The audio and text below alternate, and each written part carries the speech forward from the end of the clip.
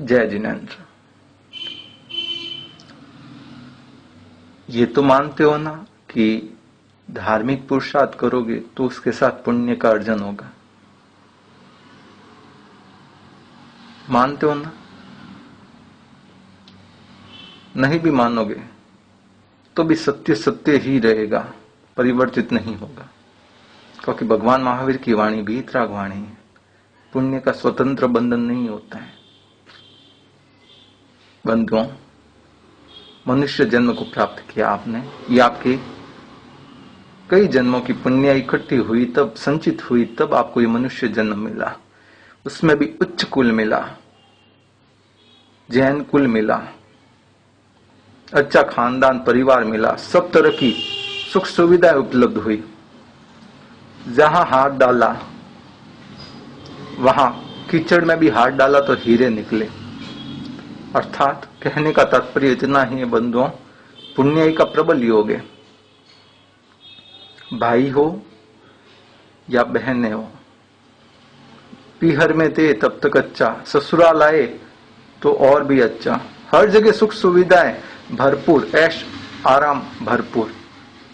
जो चाहिए मांगने की जरूरत नहीं होती, उससे पहले मिल जाता है।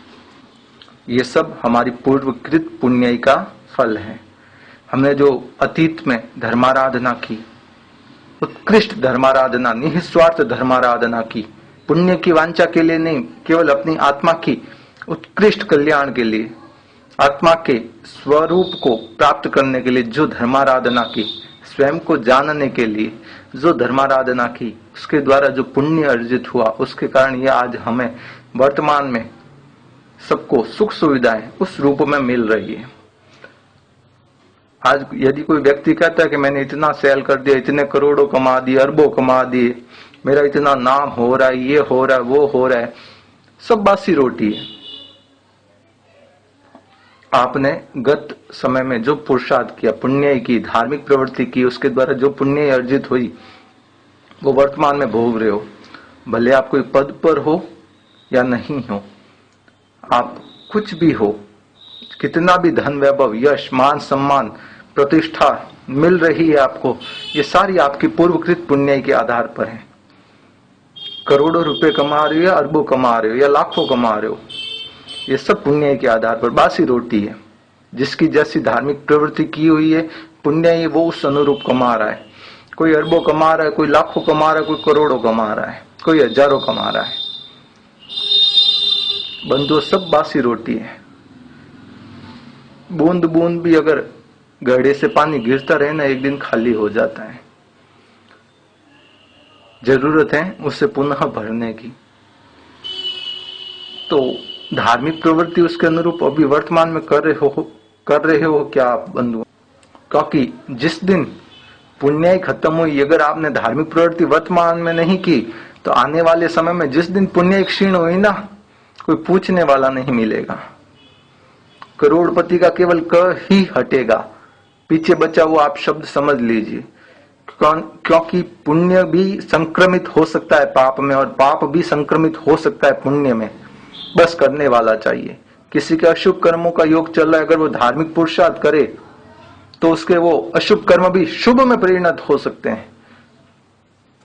और यदि कोई शुभ प्रवृत्ति हो रही है और कोई गलत काम कर ले, तो शुभ कर्म भी अशुभ में परिणत हो सकते हैं। उदाहरण के लिए श्रद्धेय राजगण जी स्वामी एक उदाहरण फरमाते थे, मुझे याद आ गया संक्रमण के लिए। अच्छी क्वालिटी का आटा लेते हैं, गेहूं का, घी लिया, गुड़ लिया, मिलाया और पका दिया, क्या बना? सीरा। शुभ योग है ना, पुण्य ही है। अगर उसमें कोई आके रेत डाल दे तो क्या हो गया? पुण्य, पाप में संक्रमण हुआ या नहीं हुआ? तो वैसे ही बंधुओं, शुभ करनी हमारे पूर्व में की हुई पुण्य ही तेज है। अगर कोई जुआ सट्टा खेलने लग जाए, क्रिकेट का मैच पर या किसी पर भी, 2 मिनट नहीं लगते। अगर किसी ने चांदी, शेयर मार्केट या कहीं पर भी इन्वेस्ट किया, 2 घंटे नहीं लगते हैं करोड़पति का रोड़पति बनने में। ये पुण्य ऐसे ही क्षीण होती है, एक साथ बैड डेप्स लग जाता है हर जगह, एक साथ कोई डिजाइन बनाई एक साथ फेल हो गई। ये सारी पुण्य क्षीण होती है तभी होता है क्योंकि हम साथ में धार्मिक पुरुषार्थ नहीं कर रहे। अगर धार्मिक पुरुषार्थ नहीं होगा तो आने वाला समय हमारे लिए बहुत विकट घातक हो सकता है। भले इस जन्म में हमें मालूम ना पड़े, मगर पुण्य जिस दिन क्षीण हुई ना, कोई पूछने वाला नहीं मिलेगा। धीरूभाई अंबानी को नहीं मिला, 1.5 साल तक पैरालाइज हो गया, खुद के ही हॉस्पिटल में सोते रहे, 45 दिन वेंटिलेटर पर थे। बंधुओं, पैसे की कमी नहीं थी, पूरा हॉस्पिटल भर दे, काम क्या है। पुण्य क्षीण हो चुकी थी, कर लो दुनिया मुट्ठी में। अपनी बीमारियों का इलाज भी नहीं करवा सके, अच्छे से अच्छा डॉक्टर बुला दिया होगा मगर बीमारी कोई नहीं ले सका, मृत्यु से कोई नहीं बचा सका। तो बंधुओं, पुण्य जिस दिन क्षीण होगी कोई पूछने वाला नहीं मिलेगा। विनम्र निवेदन है, संक्रमण कभी भी कैसे भी हो सकता है, अशुभ का शुभ में भी, शुभ का अशुभ में भी। वैसे ही अशुभ है एक टेलर, सेठ जी आए, लगभग 3000 रुपये मीटर वाला कपड़ा उनको देके गए कि मेरे लिए ये लो 3 मीटर का कपड़ा है, तुम इसका शर्ट और पैंट बना दो, 3.25 मीटर है, 10,000 का कपड़ा है ये, तो मेरे सफारी बना दो। टेलर भी होशियार बना रहा था मगर एक गलत आदत थी उसे कि बीड़ी पीने की आदत थी। तो भूल से वो पीते पीते बीड़ी उस शर्ट के ऊपर गिर गई, शर्ट तैयार हो गया, जेब के ऊपर गिर गई और जेब जल गया। अब करे क्या? 10,000 मीटर का 10,000 रुपए का कपड़ा सफारी बनाना है, तो अब वो करे क्या? उधर से जल गया, सेठ जी तो खा जाएंगे और 10,000 की कैपेसिटी नहीं कि वो पैसा भी दे दे उस शर्ट का वापस, कपड़े का। तो उसने क्या किया, एक दिमाग लगाया। एक लाल कलर का कपड़ा पड़ा था दूसरा वेलवेट का, उसने उस चेत के ऊपर डिजाइन करके कमल का फूल बना दिया और लगा दिया। जैसे ही वो आया सेठ सफारी लेने के लिए, देखा इतना खुश हो गया कि जितना उसको उसका पारितोषिक देना था, उसका मेहनताना देना था, उससे भी डबल पैसा देके गया कि तुमने तो मेरे इस सफारी की क्या शान बढ़ा दी, ये गुलाब का फूल बना के।